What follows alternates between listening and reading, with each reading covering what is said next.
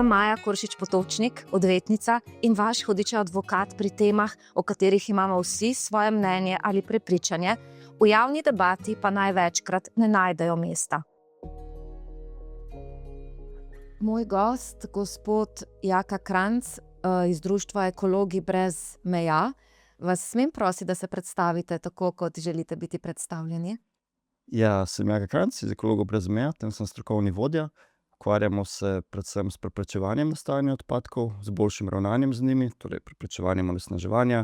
Mogoče nas večina ljudi še vedno pozna bolj po akcijah Očistimo Slovenijo v enem dnevu. V prostem času sem pa tudi programer, zato so mi ta področja digitalnega onesnaževanja precej blizu. In to bi bila tema, o kateri bi jaz želela, da se danes pogovarjava, in sicer o digitalnem onesnaževanju. Kaj to pomeni in kdo povzroča to onesnaževanje? Ker jaz prav gotovo ne, a ne? Oziroma, kako prihaja do tega onesnaževanja? Ja, to onesnaževanje na žalost povzročamo vsi. Mogoče na prvo žogo bi človek pomislil, digitalno onesnaževanje, to je zagotovo so, ne vem, odpadni telefoni, odpadni računalniki, te e-odpadki, kakor jim na kratko rečemo. Ampak to je samo en vidik tega. In e-odpadki ali pa, ne vem, odpadna embalaža, odpadna hrana, to je vse oprijemljivo. Pri digitalnih odpadkih govorimo pa o tem virtualnem delu, o tem oblačnem delu, ki ga ne moremo prijeti, ki je skoraj nepredstavljiv.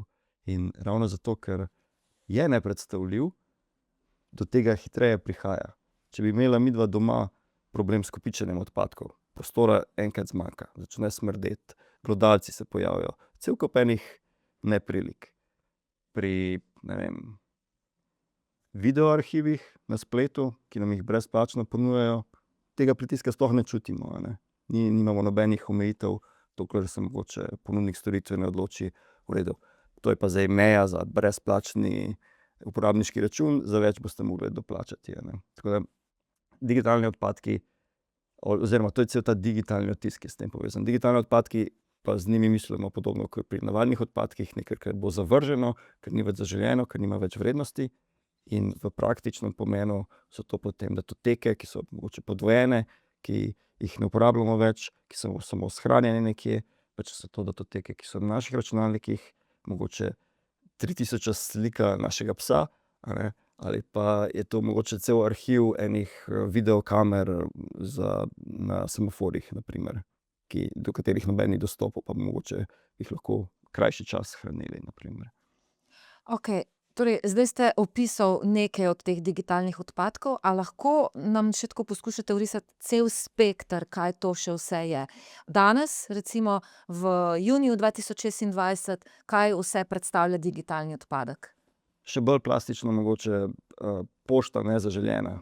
Je čisto očitno, da nobenemu ne koristi, razen teh, ki nas probajo okrog prinesti, a ne. Podvojena pošta, pošta, ki pošiljamo s priponkami večjim osebam, pomeni, da se vsaka tista priponka shrani ne samo pri nas, pa na strežniku, ampak še v vseh njihovih poštnih predalih. Torej bi bilo bolj učinkovito, na primer, če bi povezavo na nek strežnik poslali, pa si samo tisti, ki jo potrebujejo, potegnejo dol, na primer. Potem slike sem že omenil, videoti, mogoče druge datoteke na naših sistemih, aplikacije na naših mobilnih napravah. Kaj pa zahvalni Sami maili? veliki podatki, tudi seveda v mailih lahko bolj specifično govorimo, a je mail tak, da je napisan, kot da je 30 let nazaj, torej da nima oblikovanja, da ni krepkih besedil, da nima povezav noter, bo manj prostora zasedel, ali pa seveda, a ima citirano celo zgodovino 20 sporočil, a ne, seveda ima cel kup balasta lahko zraven. Ampak na srečo so to zelo majhne količine, če govorimo o vrednotenju z vidika, ne vem, ogljičnega odtisa ali pa vodnega odtisa. Ampak količina podatkov, ki jih proizvajamo, tako skokovito narašča in je tako nepredstavljivo visoka, da pač tudi ti majhni koščki naredijo iz teh zrnc pogača na koncu. Zakaj je to odpadek? Oziroma, kaj ta tehnologija, to, da mi pošiljamo mail, potem bova verjetno tudi kaj spregovorila o umetni inteligenci, povzroča z vidika virov zemeljskih, z vidika porabe različnih resursov? Ja, mogoče še ena taka bariera tukaj pri razumevanju, ker seveda, če imamo mi na našem računalniku ali pa na telefonu, tablici, na strežniku, kjerkoli, imamo pomnilnike, diske, kjer se te datoteke shranjujejo. In seveda, če je na disku 10% prostega prostora ali pa če je 90%, poraba elektrike bo čisto enaka, odpadkov fizičnih bo čisto enako nastalo.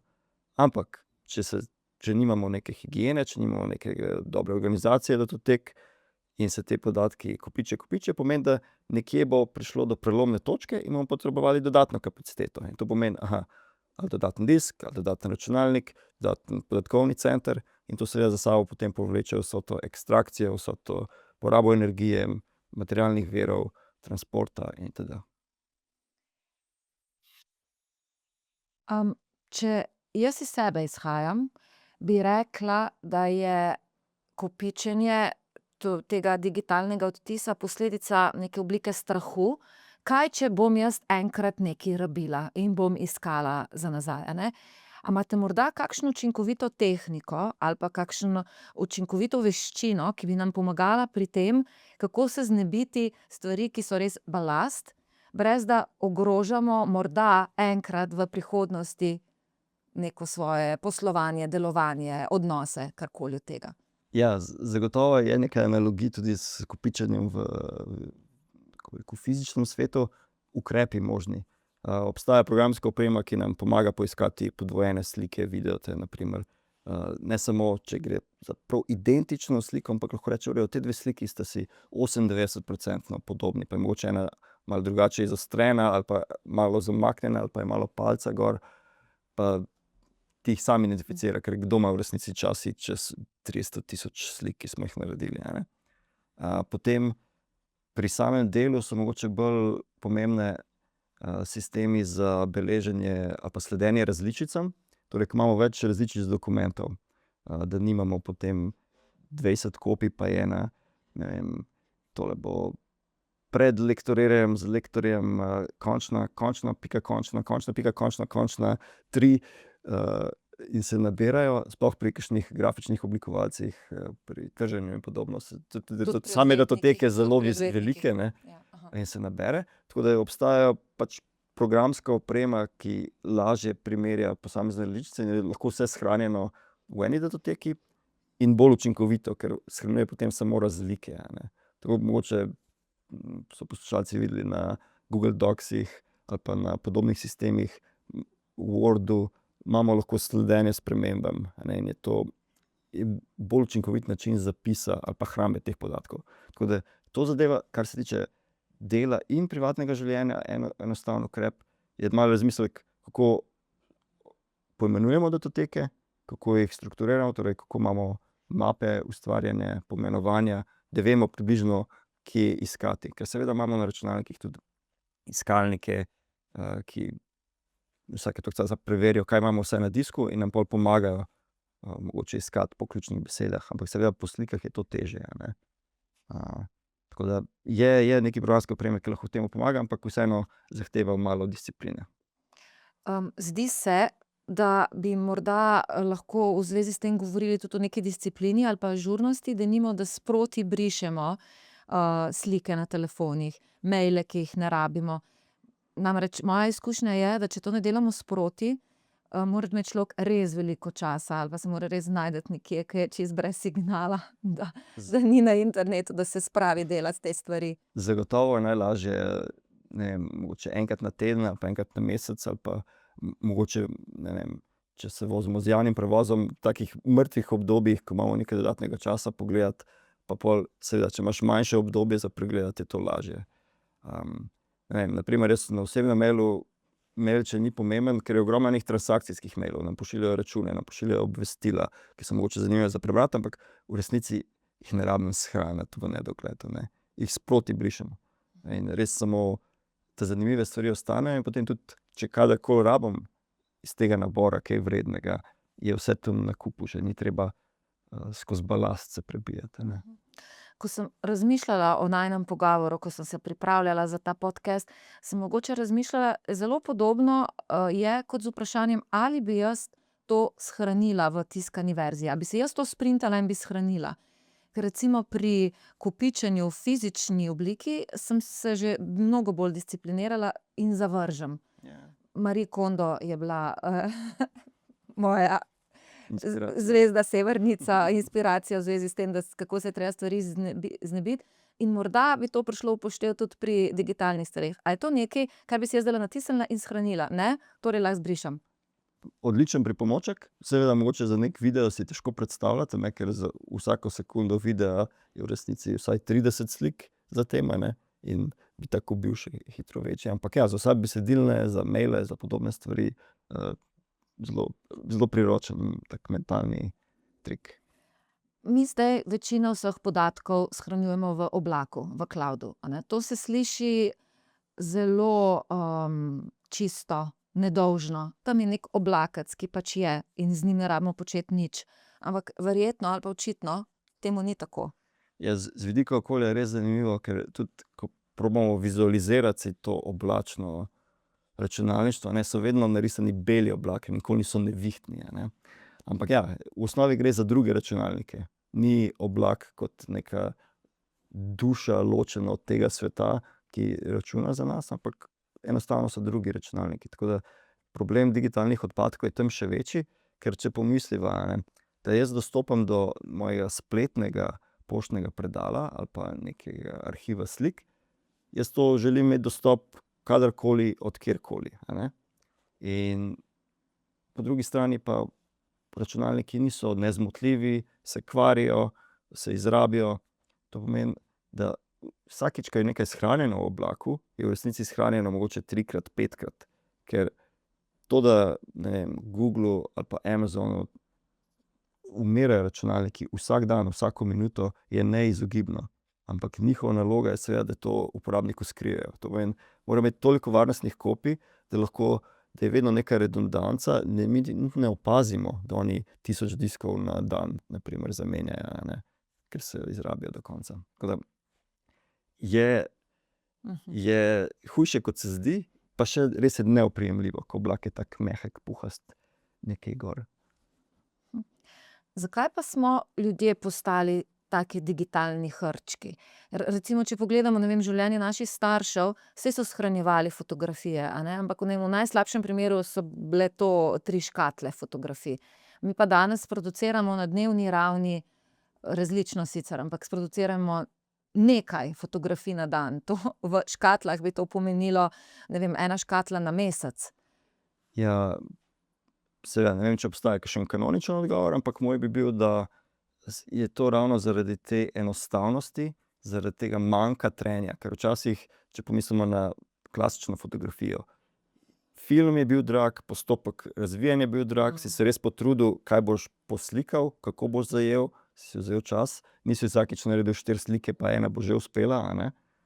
Zdaj pa vso to digitalno spletno poslovanje in ali pa uporaba, ki se gremo, je pač tako enostavno. Skoraj ni ovir. In hkrati še cel kup enih storitev nam je brezplačno na voljo, da ni tiste dileme, zdaj moram pa za to plačevati, pa koliko bi v resnici plačal, a to res potrebujem, ampak v resnici trgujejo potem z našo pozornostjo, z našim časom, ne vem, preko oglasov pridobijo ta sredstva nazaj. Tako da v resnici ni nič brezplačno, ne. Ampak recimo, če pomislimo, kako je bilo marketinško ali pa v kampanjah predstavljeno, ne vem, digitalno poslovanje, e-poslovanje, je šlo ravno za to, prihranili boste toliko in toliko papirja, posledično boste prihranili toliko in toliko dreves, posledično bomo toliko bolj zeleni. Zdaj pa v resnici očitno mi kot posledica prehoda na digitalno poslovanje, na e-poslovanje, pravzaprav porabimo nekih enormnih resursov, polprevodnikov, različnih elementov za vgradnje vseh čipov, električne energije, ogromnih data centrov. A so naredeni kakšni izračuni, a mi sploh kaj prišparamo s tem, da smo v digitalnem poslovanju? Zagotovo, je seveda odvisno od načina pa količine rabe in tega, tako da ni enoznačnega odgovora. Tudi mi nismo tukaj, da bi zdaj probali rušiti digitalizacijo ali pa biti proti temu, ker dejansko ima svoje mesto pri, kako bi rekel, zmanjševanju okoljskega odtisa našega načina življenja, ampak samo po sebi to ne drži. Je res odvisno od specifik, pa kako je izvedeno. Tako da tudi, če pomislim na zakonodajni ravni, imamo na evropski ravni dva vzporedna procesa, ne, kako uporabljati digitalizacijo, napredne tehnologije, da bi zmanjšali ogljični odtis različnih drugih sektorjev. Hkrati moramo pa ozeleniti sam računalniški sektor, ker poraba energije, poraba podatkov, poraba vsega skokovito raste in ni samoumevno, da pa pač, če gremo na popolnoma digitalno ali popolnoma oblačno rešitev, da smo pa neto na boljšem. Kaj pa umetna inteligenca dela v tem kontekstu? Ja, umetna inteligenca je seveda zelo širok pojem. Zadnje čase se pogovarjamo predvsem o teh velikih jezikovnih modelih, a ne. Ja. In tam je, težko rečem drugače kot pa grozno. Projekcije po, ne vem, želijo postaviti toliko podatkovnih centrov, tako velikih, da razmišljajo, kako bi lastne jedrske elektrarne postavljali, razmišljajo, ker imajo velik del porabe energije za podatkovne centre je za ohranjanje primerne temperature delovanja, ker se seveda zelo segrevajo ti računalniki. In zato razmišljajo, v redu, kaj če bi jih začeli graditi pod morjem, kaj če bi jih začeli v vesolju graditi. Mislim, do leta 2030 so želeli povečati kapacitete oziroma, ja, mislim, da za več kot 50 jedrskih elektrarn Krško, na primer, toliko porabe električne energije dodatne. Tako da v bistvu želja je po izgradnji toliko teh kapacitet, da države niti tega ne morejo dohajati. Tako da nekatere so tudi že sprejele prav embargo na gradnjo novih teh velikih podatkovnih centrov ali pa računskih centrov za potrebe umetne inteligence. Tako da res bizaren naskok se dogaja, hkrati s cel kup enimi problemi, sploh v državah, ki nimajo dobrega regulatornega okolja z vidika, ne vem, varstva potrošnikov ali pa tistih okoliških prebivalcev. Seveda ogromno ene vode se porabi zraven, ne toliko v nekem tem internem hlajenju, ampak ta zunanji sistem. A se to črpa potem iz rek, iz jezer, kakšna je tista dovoljena meja, da se dodatno segreje voda, ker seveda tudi vsi rakci, vse ribe, vse alge morajo preživeti naprej, ne.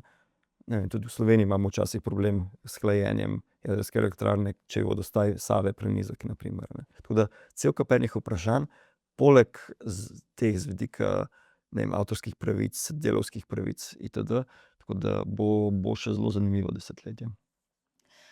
Zdaj ta ogromen porast potrebe za gradnjo različnih data centrov in različnih infrastrukturnih oblik vzdrževanja umetne inteligence, seveda je delno posledica tega, da je zelo poraslo število ljudi, ki umetno inteligenco uporablja. Ampak vendarle, zdaj prav gotovo mi zaradi tega razloga ne bomo eni od tistih, ki pač jo zdaj ne bomo uporabljali, če nam koristi. Ampak kaj pa morda lahko naredimo za to, da vseeno zmanjšamo ta vtis? Da smo manj potratni. A lahko kaj naredimo? Seveda, ena je izbira to, kateri model uporabljamo, a ne. Torej, ne vem, vsi ti komercialni ponudniki imajo različno zmogljive modele in za bolj enostavne ukaze, če tako rečem, ali pa za bolj enostavna opravila so tisti manj zmogljivi čisto primerni in so tudi manj potratni, če tako rečem. So manj potratni? Tako z vidika treniranja kot same izvedbe. Manj teh žetonov uporabljajo in podobno. Drugo, seveda, najbolj učinkoviti so modeli, ki tečejo na naših računalnikih ali pa kje blizu, ker imamo lokalne modele, če tako rečem, neke odprtokodne zadeve, ki jih tudi brezplačno lahko dobimo, ne samo uteži, ampak tudi modele. Tako da znanost se, mislim, to področje se res zelo hitro razvija, tako da tudi težko bi bilo smiselno govoriti zdaj pa, ne vem, koliko gramov CO2 ekvivalentov se porabi za eno vprašanje. Ker se v letu je razvoj skokovit, pa nekateri uspejo modele zelo optimizirati, nekateri ne, ampak je past v tem, ker seveda optimiziramo vedno bolj, ker se tudi pomeni nižje stroške za njih. Ampak spet manj kot je trenja, bolj kot je dostopno, več to uporabljamo. To je ta Jevonsov paradoks, ne. To v tem računalniškem svetu imamo non-stop težave s tem, da prehitevamo ko kaj zoptimiziramo, to ne pomeni, da bomo manj virov potem porabili, ampak to omogoči še boljšo, ali pa kako bi rekel, še hitrejšo digitalizacijo, še večjo porabo, tako da si skoraj škodujemo z optimizacijo, kar je skoraj paradoksalno, ne. In če pogledamo, denimo, življenjski cikel naših naprav, lahko rečemo, da so to tablice, lahko telefoni, lahko računalniki. Zdaj od rudarjenja redkih kovin, proizvodnje, vseh komponent, potem do uporabe in potem do zavrženja oziroma ko crknejo. Kaj v tem ciklu je recimo najbolj potratno? Delno je odvisno od same naprave pa njene dolgoživosti. Na primer pri mobilnem telefonu velika večina odpade na to fazo proizvodnje, torej še preden končni uporabnik dobi napravo v roke. Pri nekem, na primer prenosnem računalniku je lahko ravnotežje že malo drugačno, da je tudi že v fazi uporabe, sploh če je dolgoživ prenosnik, lahko prevlada potem, ker dlje časa črpa elektriko, na primer. Ampak ja, celokupno skoraj vedno je faza proizvodnje, če pomislimo, ne vem, v telefonu lahko tudi po 50 različnih kemičnih elementov, to pomeni, ne pomeni ravno, da za vsakega posebej imamo svoj rudnik, ampak pomeni ogromno enih rudnikov, ogromno enih surovin, ene ekstrakcije, ene predelave, obdelave, transporta po celem svetu, preden pride do nas. In res dobimo napravo z ogromno vgrajene energije. Na primer, en telefon je mogoče, ne vem, pol kile težek, ampak ta materialni odtis, preden je prišel do nas, je pa težek skoraj 90 kil, ne. Tako da je, če si predstavljamo kot en kip, na začetku začne z zelo velikim granitnim blokom ali pa marmornim blokom, na koncu je zelo majhen telefon iz tega nastane, ne. Vse ostalo so izgube. In ko telefon odsluži, a je možno iz njega del tega, kar je bilo vloženega z vidika energije, kovin, uporabiti ponovno, ekstrahirati ali vzeti ven? Dejansko je tudi delno komercialni interes za to, ker je v eni toni mobilnih telefonov je na primer več srebra pa zlata kot v eni toni rude, a ne. Čeprav se uporablja samo za majhne kontakte in so majhne količine, ampak gostota ali pa koncentracija je višja. Po drugi strani pa tudi mobilni telefoni, ko jih mi zavržemo, večinoma so še delujoči, niso do konca pokvarjeni, tako da se jih da uporabljati za manj zahtevne zadeve. Verjamem, da kdo jih povezuje med sabo, pa ima svoje mini računalnike na to, ali pa ima, ne vem, mogoče v dnevni sobi multimedijski center, ki teče na telefonu in podobno. Tako da so zelo zmogljivi računalniki, tudi telefoni, in se da veliko iz njih narediti. Poleg tega, da jih lahko recikliramo na koncu, vsaj v delni meri. Ampak zakaj moramo ali pa zakaj nas silijo, da kupujemo nov telefon, ne vem, vsake 3 leta? Ker telefon še deluje, ampak zdi se, kot postaja težek, počasi se stvari nalagajo, določene aplikacije se več ne morejo updatati, v nekem trenutku preprosto ne deluje več tako, kot smo bili navajeni, ali pa kot se nam zdi, da bi moral. In najboljša rešitev, ki nam pade na pamet, je, da pač kupimo novo različico želenega telefona. Seveda, mislim, zakaj bi proizvajalec želel prodati več izdelka, ne? Mislim, da je odgovor jasen. Je pa res, da se tukaj skrivajo pasti, ki so včasih zelo težko dokazljive, ne. Govorimo o načrtni zastarelosti. Tudi znan je bil primer Appla, ko so namenoma na starejše telefone s posodobitvijo programske opreme, so jih upočasnili, a ne. Je to sploh zakonito? Pri nas nima omejitev glede tega. V Franciji je v njihovem kazenskem zakoniku je načrtna zastarelost. Jaz bi rekla, da je to naklepno povzročanje škode. Zagotovo. Ampak je Tudi pri seveda. nas bi rekla, da imamo možnost, da dejansko govorimo o tem, da je nekdo povzročil škodo namenoma. Mogoče pol bolj indirektno. Ampak tam imajo prav ločeno dikcijo za to tudi. Ampak ja, je težko dokazati, tako da mislim, da se šele zdaj po parih letih prvi primeri pa prva sodna praksa uveljavlja. Tako da ja, prihaja do tega, da namenoma kaj naredijo, tako da tudi nekateri uporabniki namenoma ne posodabljajo telefonov na najnovejše različice, ne. Malo balansiraš, če hočem boljšo varnost telefona z vidika nekih digitalnih ranljivosti, ali pa mogoče ne bo baterija dlje zdržala, pa ne bo kakšnih takih neumnosti noter, da nas silijo. No, jaz bi z veseljem bila ena od tistih, ki tega ne bi počela, če mi ne bi vsakič, ko vzamem telefon v roke, pokazalo, da moram to narediti in moram pol klikati in zavračati in zgubim živce po 3 dneh. 3 dni se upiram, potem pa rečem, bo se dobi. O akciji Očistimo Slovenijo digitalnih odpadkov. Tako sem jaz tudi naletela na vas, tako sem vas tudi zasledila. Kakšni so bili rezultati? Kaj ste naredili? Cilj je bil po eni strani delo na naših navadah, da se malo izboljšamo, ne samo to našo organizacijo Datotek, pa da smo pozorni stvari, ampak tudi, da smo po svoje tečni, malo pa zahtevamo od ponudnikov storitev, da so tudi oni boljši. Ampak ta najbolj praktičen način, kako lahko ljudi učiš, pa ne vem, spodbujaš sprejemanje navad, je bil to, da smo spodbujali dejansko čiščenje. Torej, da so si pogledali svoje mobilne naprave, svoje telefone, svojo e-pošto, šli malo čez arhive, pogledali, kaj lahko zbrišejo. In na koncu, po 3 letih kampanje, je bilo nekaj čez 250 petabajtov zbrisanih, približno 250,000 gigabajtov. Ne, 250 milijonov je bilo pol. Skratka, Ogromno podatkov se je sprostilo. Imeli smo ogromno delavnic tudi za ljudi in se je izkazalo, da jim zelo koristi, ne samo z vidika digitalnih veščin, ampak tudi, da se res izkaže kdaj, da je programska oprema tako narejena, da prav onemogoča ali pa otežkoča ohranjanje neke higiene. Mogoče telefoni so malo boljši, ker probajo res agresivno brisati pa odstranjevati dovoljenja od aplikacij, pa opozarjajo, ko prostora zmanjkuje in podobno. Ampak, ne vem, se dogajajo primeri, ljudje kupujejo nove telefone, ker telefon slikati ni več mogel z njim, ne. In se je izkazalo samo, da je imel poln prostor in ni vedel, da lahko dodatno kartico kupi ali pa pač izbriše nekaj teh zadev. Tudi na evropski ravni je raziskava Eurobarometra pokazala, da je 1/5 vseh razlogov za zamenjavo strojne opreme pri telefonih je bila samo zaradi programske opreme.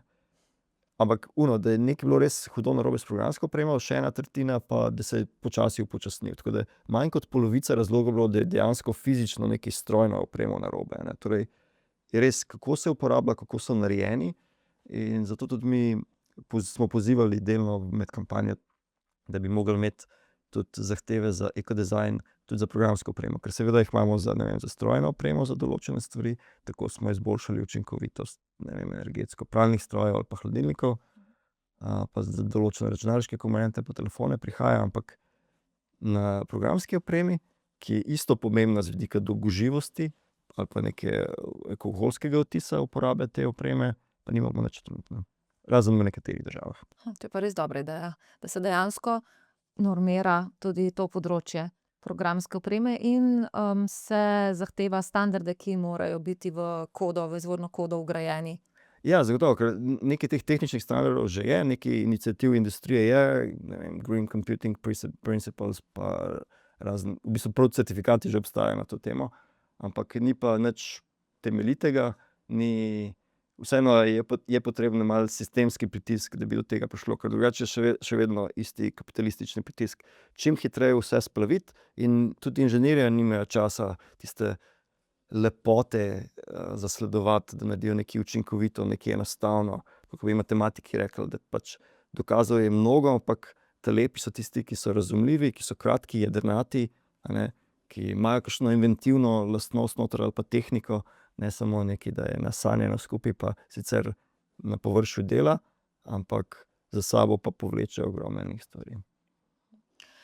A je ponudnikom različnih storitev sploh v interesu, da mi brišemo, ali je njim bolj v interesu, da dokupujemo prostore v oblakih in da za to plačujemo mesečne pavšale? Ja, dobro vprašanje. Nekje mora biti meja, ker zagotovo s tem, ko oni ponujajo, ne vem, brezplačen prostor, pomeni, da morajo tudi oni infrastrukturo graditi in vzdrževati in imajo s tem povezane stroške. Tako da ne vem, kje je ta meja. Denimo, vprašala sem se recimo pri Gmailu, jaz sem se lani soočala s tem, da sem pokurila svoj zastonjski prostor in potem sem imela kar precej težav to zbrisati. S prihodom umetne inteligence mi je bilo malo lažje, ker mi je nekaj trikov pokazalo, ampak pred umetno inteligenco pa jaz teh trikov nisem poznala, tudi niso bili splošno dostopni in jaz preprosto nisem imela energije brisati 50 mailov po 50 mailov po 50 mailov med svojimi 35 tisočimi, a ne. In sem se dejansko vprašala, ali je Gmailu oziroma Googlu oziroma sploh v interesu, da jaz karkoli izbrišem. Ja, vprašanje, ker tudi mislim, da niso tako drage te dodatne naročnine. Vprašanje. Ampak ja, recimo pri brisanju e-mailov, da še kakšen konkreten ukrep lahko povem. Večina teh ponudnikov ima napredno iskanje na voljo in je najlažje, ker seveda, ne vem, če je en kratek mail brez priponk, brez komplikacij, ima res minimalen vtis. In tudi če jih izbrišemo 100 takih, se nam na predalu ne bo skoraj nič poznalo, ker je pač lahek e-mail. Tako da je najlažje iti v napredno iskanje in mu rečemo, najdi mi vso pošto s priponkami. In pri Gmailu vem, da mu lahko rečeš v redu, najdi mi vse, ki ima priponke, ki so večje kot 20 megabajtov, na primer. In potem lahko, ne vem, zbrišeš prvo ta najhujše in jih bo zelo malo in bo največji učinek, ne. Taka malo triaža skoraj, ne. Ko smo odpirali Gmaile, je bilo takih priponk mnogo več. Takrat smo si tiste verižne pošiljali, tiste priponke so bile res potratne. Zdaj tega vse manj in manj ali pa so lažje? Izziv je to, včasih je bilo mogoče več teh verižnih mailov, ampak tudi recimo, če smo si slike pošiljali, so bile včasih kamere precej slabše, je bila resolucija precej nižja. To pomeni, ne vem, če zdaj eno sliko pošljem, pa sem jo prej eno, bo imela zdaj mogoče 30-krat večjo Prostora. velikost, ne. Torej, ko nas vpraša, kakšno kvaliteto slike želimo poslati, bomo za naše okolje naredili veliko, če bomo vsakič, kadar to ni nujno potrebno zaradi razvijanja ali pa česa, manjšo resolucijo oziroma torej manjšo kvaliteto. Zagotovo tudi format sam je odvisen.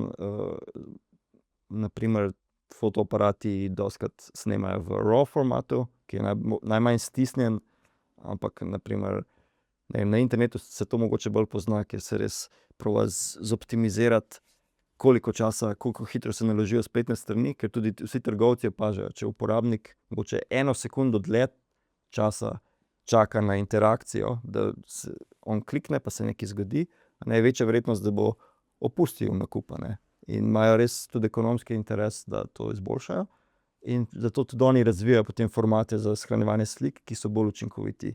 Namesto, ne vem, BMP-jev imamo JPEG, pa namesto JPEG-ja imamo WebP in podobne. Tako da v bistvu, če bi hoteli, se da precej zoptimizirati, ampak ja, najlažje je samo zmanjšati velikost slike in je to to.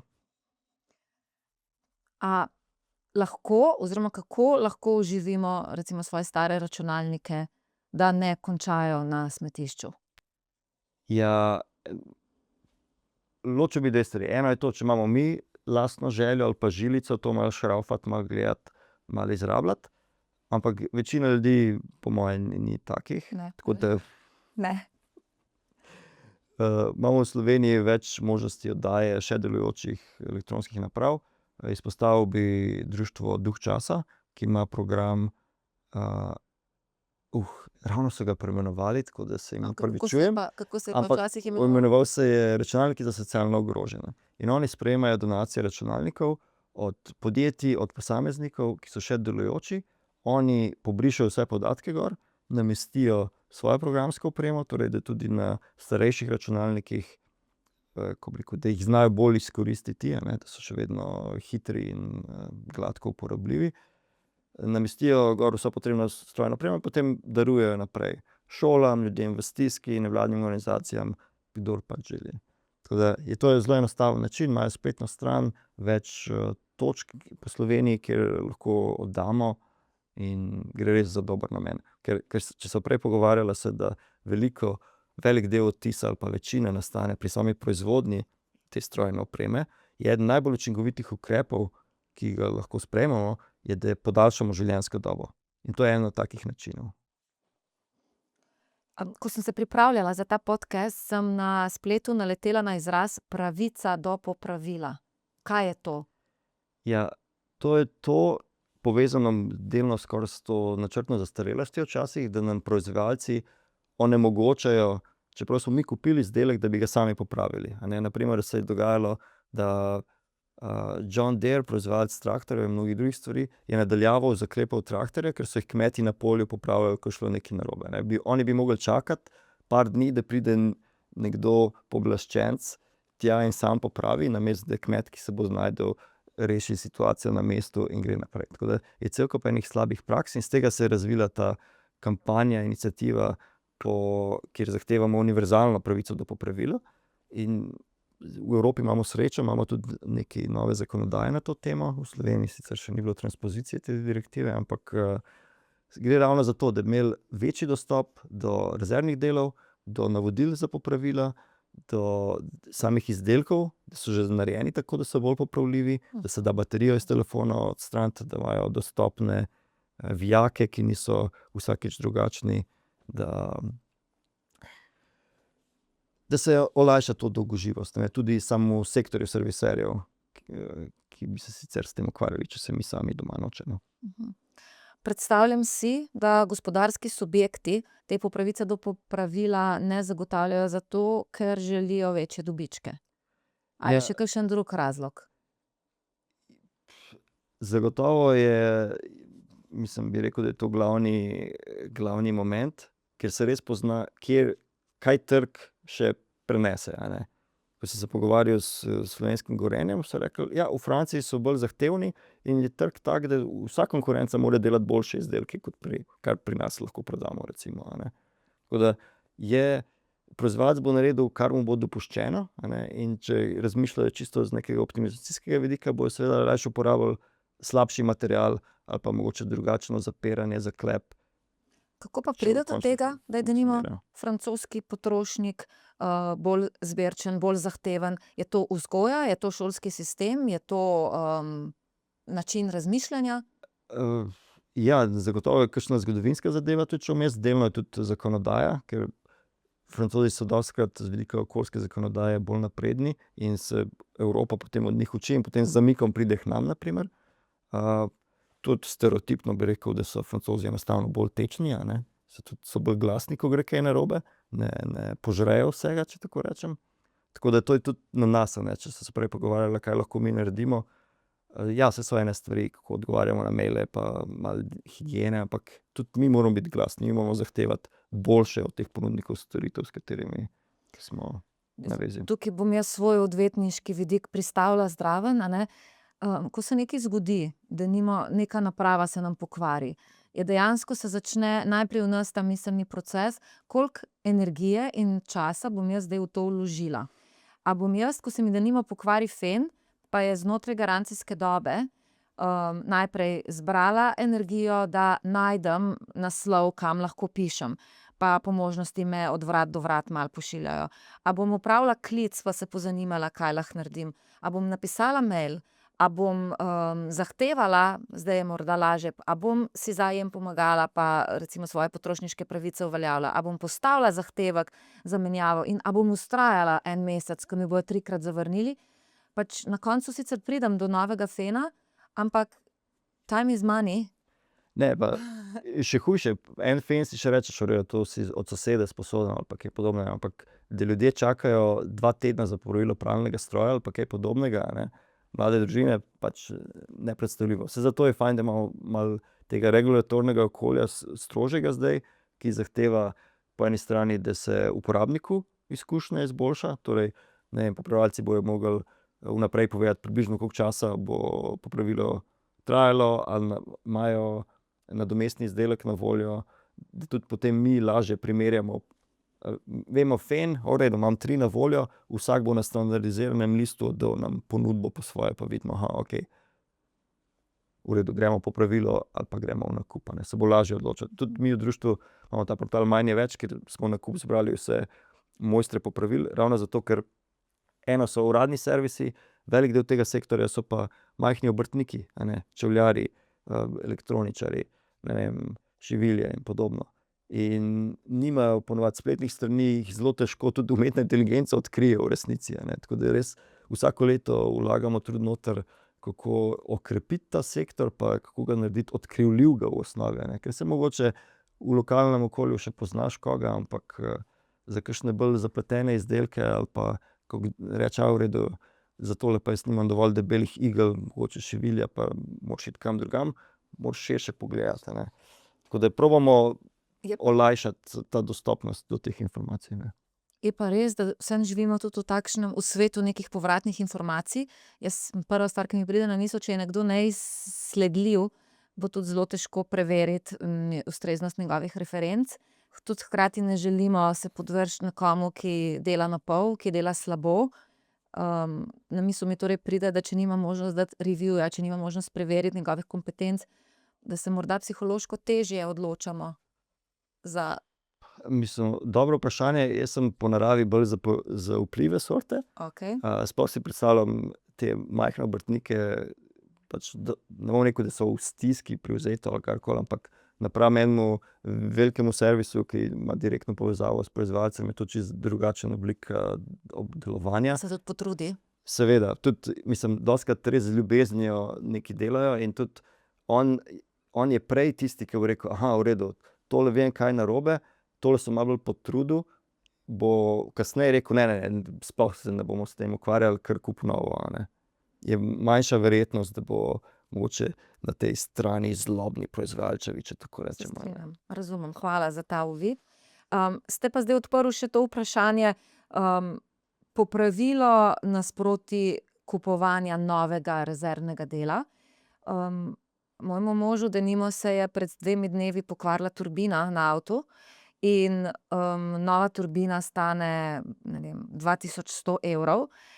Je pa našel enega gospoda, ki obnavlja te turbine za 700 evrov in midva sva dejansko 2 dni preživela v debati, kaj narediti. Zato ker po eni strani je tisti psihološki učinek, valjda boš kupil novo turbino, koliko časa pa misliš, da ti bo obnovljena turbina delala, pa bo čez 1 leto ponovno crknila. In sva dejansko bila v stiski in v precepu, kaj narediti. In na koncu se je odločil za novo turbino. Zanimivo. Ker po tej računici bi skoraj 3 leta jih lahko menil vsako leto, preden bi razliko pokril, ne.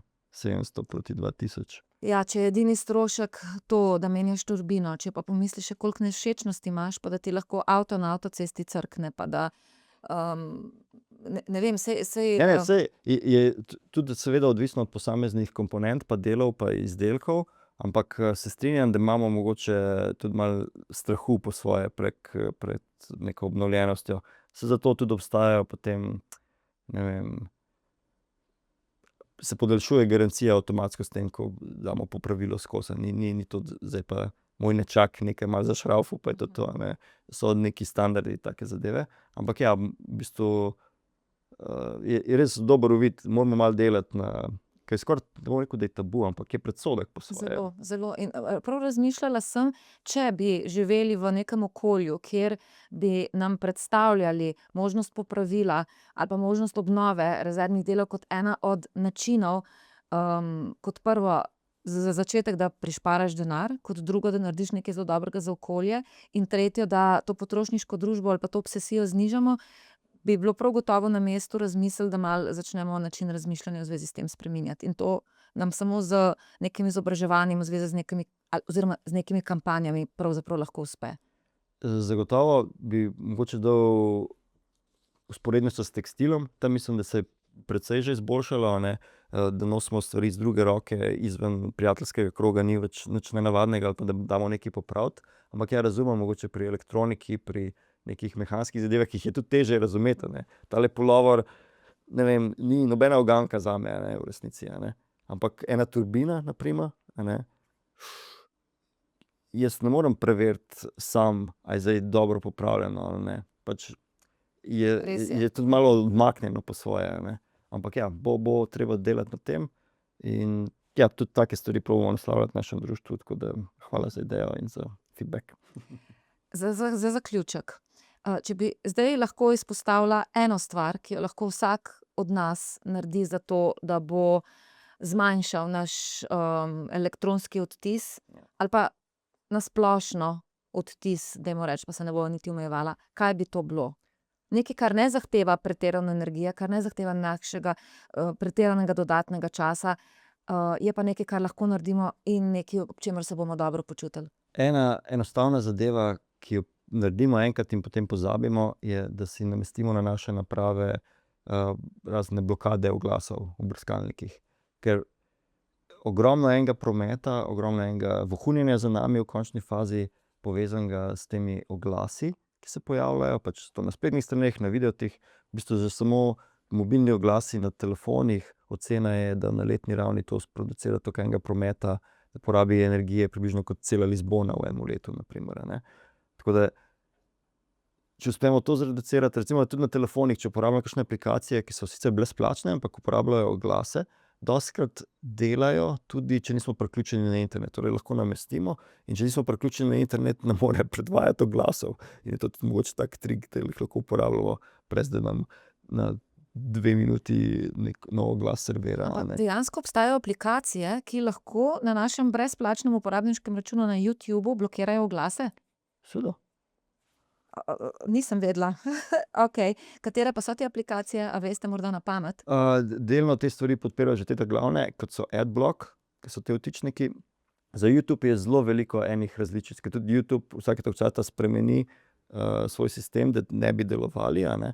Tako da recimo jaz en brskalnik imam ravno za YouTube, ki ga že dolgo časa nisem posodobil, zato da en vtičnik še dela, ki namesto, da mi pokaže oglas, pokaže, ne vem, mogoče 3 sekunde črnine, brez glasbe in smatraš, da je mogoče malo počasnejši internet ali karkoli, sploh ne opaziš, ne. Potem imaš vtičnike, kjer so uporabniki sami reče, v redu, v tem delu ni tehnično glas, ampak v bistvu tale predstavnik ali tak, ki predstavlja 2 minuti govori o nekem sponzorju, a ne, in ti lahko tisto preskoči, na primer, ne.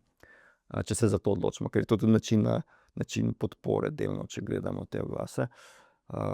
Tako da je veliko tehnik, včasih kakšna spletna stran zaradi tega ne dela, pa se moramo malo potruditi, ampak večinoma nam pohitri delovanje interneta, v smislu, da se hitreje strani nalagajo. Ne vem, če poslušamo glasbo prek YouTuba, ni vmes kar nekih glasnih oglasov o ne vem čem, a ne. V glavnem, ne samo z okoljskega vidika, res uporabniško izkušnjo ogromno izboljša. Tako da to je taka enostavna zadeva. Gospod Jaka Krant, najlepša hvala. Hvala, da delate to, kar delate, v imenu vseh nas, ki potem lahko žanemo sadove vašega dela. Veliko sreče še naprej in iskrena hvala, da ste bili moj gost. Hvala za vabilo, pa za lepe besede. Poslušali ste epizodo podcasta Hudičev advokat, ki ga ustvarjam odvetnica Maja Koršič Potočnik.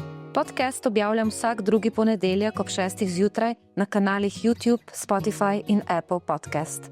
Imate vi kakšno perečo temo, o kateri bi lahko govorili v podcastu? Sporočite mi vaše predloge.